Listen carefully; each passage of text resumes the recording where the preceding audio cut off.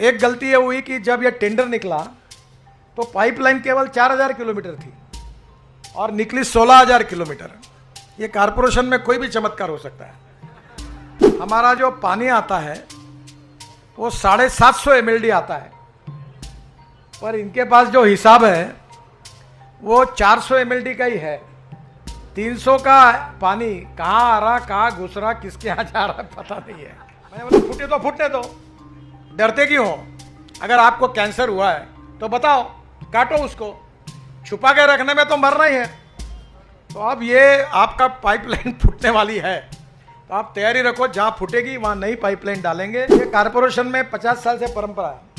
जो दमदार नगर सेवक होता है बोलता डाल पाइपलाइन, तो अधिकारी जहाँ भी डालता है ना कभी लेवल देखता है ना कुछ नहीं, वो चौक होता है और वो तुम और प्लास्टिक के पुड़े डालते हो उसमें, तो पानी बहता नहीं और एक के ऊपर न उस पर बिल्डिंग बनाते हो और तुम बिल्डिंग बनाकर और उसका दुकान लगाते हो और फिर बोलते हो, हमारे पास चिल्ला के आते हो कि पाइपलाइन चौकअप हो गई। क्या कर रहे, आमदार क्या कर रहे, खासदार क्या कर रहे? अरे तुम क्या कर रहे हो?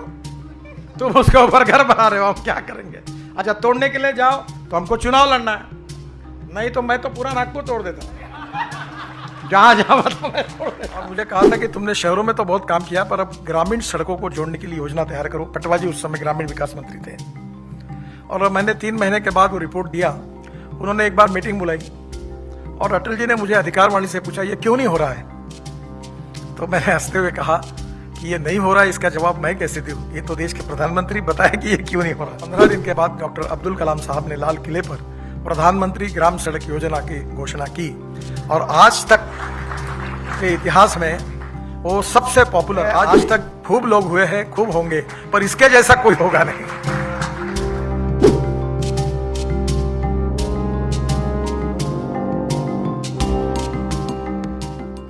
हमारा जो पानी आता है वो 750 mld आता है, पर इनके पास जो हिसाब है वो 400 mld का ही है। 300 का पानी कहाँ आ रहा, कहाँ घुस रहा, किसके यहाँ जा रहा पता नहीं है और ये एक गंभीर बात है। फिर और एक बात ध्यान में आई कि पानी की टंकियाँ बनाने के लिए उसमें मेरी गलती हुई। मैं वाटर रिसोर्सेस मंत्री था और उस समय वैपकॉस मेरे अंडर थी और इसलिए बहुत लोअर जाके उन्होंने टेंडर लिया। वो घाटे में गए और काम भी ठीक से नहीं कर रहे थे। उनको भी मैंने कहा कि ये तुम एक तो हटो, पर मैं अभिनंदन करूंगा। अभी एसी बनी हमारी मैडम, क्या नाम आपका? बैनर्जी मैडम। वैसे कारपोरेशन में अभिनंदन करने का मौका बहुत कम मिलता है। मैं एक बात आज बताई, जब पर्दा हटता है तो वो जो सिस्टम है ना, मैं देश में सबसे ज़्यादा भूमि पूजन और उद्घाटन कर चुका हूँ, पर ऐसी सिस्टम और कहीं नहीं है। फिर इसमें ध्यान में आया कि पानी के टाकी में स्पेशल पंप लगाकर उसको प्रेशर देने की आवश्यकता थी, पर प्रेशर के पंप इसलिए नहीं लगे कि महानगर पालिका की जो पुरानी पाइपलाइन है वो फूट जाएगी और हम एक्सपोज होंगे, इसलिए प्रेशर के पंप ही नहीं लगाए गए। आज मैंने आयुक्त जी को कहा कि पंप लगाओ, जो फूटना है उसको फूटने दो। एक गलती ये हुई कि जब ये टेंडर निकला तो पाइपलाइन केवल 4000 किलोमीटर थी और निकली 16000 किलोमीटर। ये कारपोरेशन में कोई भी चमत्कार हो सकता है।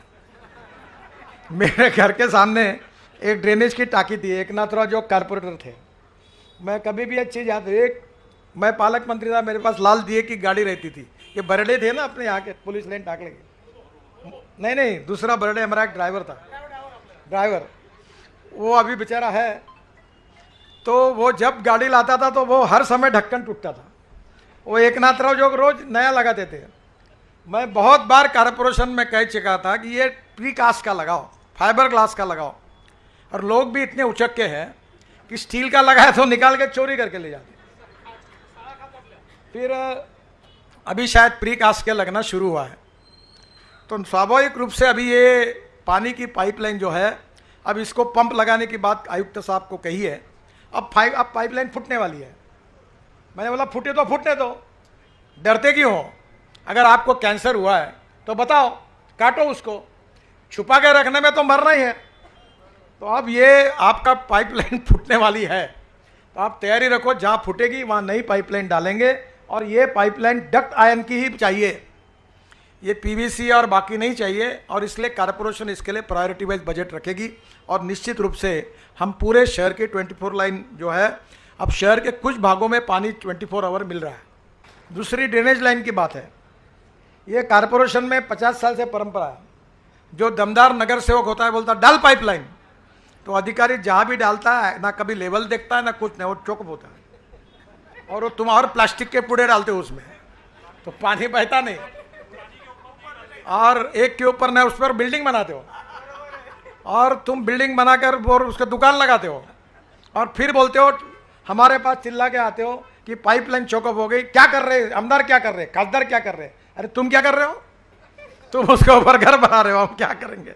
अच्छा, तोड़ने के लिए जाओ तो हमको चुनाव लड़ना है, नहीं तो मैं तो पूरा नागपुर तोड़ देता, जहां जहां बताओ मैं तोड़ देता। ये सुधाकर और देशमुख मेरे पास आए, ये रोड में अच्छा कर रहा था 8 लेन, पुलिस लाइन आ गई गिट्टी खदान का। ये जगह है, सरकार की जगह है, दोनों बाजू में अतिक्रमण है। मैंने उनको समझाया, सुधाकर राव, नेतागिरी की बात अलग है, पर ये एक्सीडेंट होते हैं, जवान लोग मर रहे हैं, ये सब डेंजरस है, ऐसा मत करो। और मैं बिल्कुल तैयार नहीं हूँ इसके लिए। नहीं ये कराच लगते मैंने, तो कैंसिल हो गया वो। अब छोटा रोड आया, अब मैंने तय किया है कि ये रोड पे एक्सीडेंट ना हो, ये स्मूथ ट्रैफिक हो, इसलिए वो पुलिस लाइन टाकड़ी से नाके के आगे, काटोल नाका के आगे तक जल्दी ही उड्डान पुल का काम शुरू करूंगा।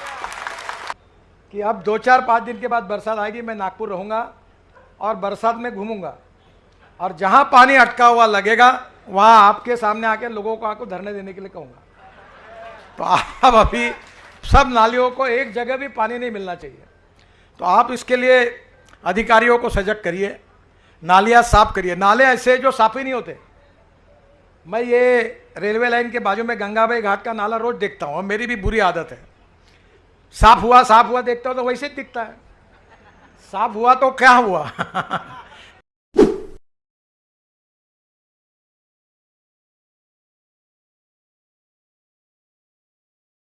मुझे याद है कि जब अटल जी, मैं महाराष्ट्र में मंत्री था, तो 55 उड्डान पुल मुंबई में और वर्ली बांद्रा सी लिंक और मुंबई पुणे एक्सप्रेस हाईवे, उस समय वो कार्य करने का मुझे मौका मिला। और अटल जी ने मुझे दिल्ली बुलाया था और मुझे कहा था कि तुमने शहरों में तो बहुत काम किया, पर अब ग्रामीण सड़कों को जोड़ने के लिए योजना तैयार करो। पटवा जी उस समय ग्रामीण विकास मंत्री थे, और मैंने 3 महीने के बाद वो रिपोर्ट दिया, पर उस रिपोर्ट पर आगे कुछ कार्रवाई नहीं हुई। अटल जी के पास सुधींद्र कुलकर्णी उस समय उनके साथ काम करते थे, उन्होंने एक बार मीटिंग बुलाई और अटल जी ने मुझे अधिकारवाणी से पूछा, ये क्यों नहीं हो रहा है? तो मैंने हंसते हुए कहा कि ये नहीं हो रहा है, इसका जवाब मैं कैसे दूं? ये तो देश के प्रधानमंत्री बताए कि ये क्यों नहीं हो रहा। तो नीति आयोग में उस समय एक सक्सेना करके बहुत ऊंचे ऐसे अधिकारी थे, मुझे याद है, और वो बार बार ये कहते थे कि आदरणीय प्रधानमंत्री ji, you can not make any expenditure on state subject, क्योंकि ग्रामीण सड़क जो होती है वो स्टेट गवर्नमेंट के अंडर होती है। तो बहुत बार वो कहते थे, मानने के लिए तैयार नहीं रहते थे, और मीटिंग में अटल जी आग्रह नहीं करते थे और वो अटक के रहता था मामला। तो एक दिन मैंने अटल जी को कहा कि अटल जी, ये इनकी बातों में मत रहिए, आपको अगला चुनाव लड़ना आपके नेतृत्व में, ये इनकी बातों में ऐसे रहेंगे तो ये अपना कल्याण कर देंगे, आप हिम्मत से निर्णय करिए। अटल जी को बात एकदम पट गई, उन्होंने कहा नहीं, ये काम करना है, और उन्होंने निर्णय किया कि इसको तुरंत अमल करिए। और 15 दिन के बाद डॉक्टर अब्दुल कलाम साहब ने लाल किले पर प्रधानमंत्री ग्राम सड़क योजना की घोषणा की, और आज तक के इतिहास में वो सबसे पॉपुलर, आज भी प्रधानमंत्री ग्राम सड़क योजना गांव को जोड़ने वाली ये सबसे बड़ी योजना है। और 6.5 लाख गांवों में से करीब आज 4.5-5 लाख गांवों के लिए अच्छे रोड बने, और ग्रामीण जनता को सही अर्थ में प्रगति और विकास का पता चला। ये काम अटल जी ने किया।